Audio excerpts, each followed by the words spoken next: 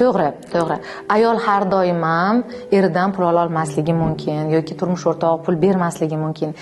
Turmush o'rtog'ingiz pul bermasligini bilsangiz ham so'rang.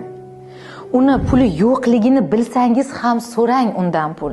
Chunki u bilish kerak ayolga pul kerakligini, ayolga mehr kerakligini va har gal so'raganingizda u o'ylashni boshlaydi. Men demak turmush o'rtog'imga pul bersam yoki sovg'a bersam xursand bo'lar ekan deb.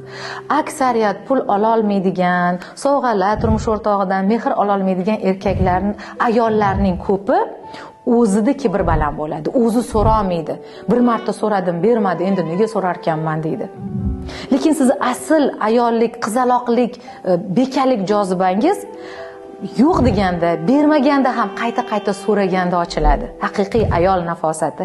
Istasangiz sinab ko'ring. Agar hali ham turmush o'rtog'ingizdan qanday qilib pul olishni bilmay yuribsizmi? Unda keling, men sizlarga ajoyib 7 kunlik marafon boshladim siz uchun. Izohlarda 3-7 sonni qoldiring va hoziroq havola jo'natiladi sizga. Shu havola orqali meni Telegram sahifamga o'tib oling. Birga o'rganamiz.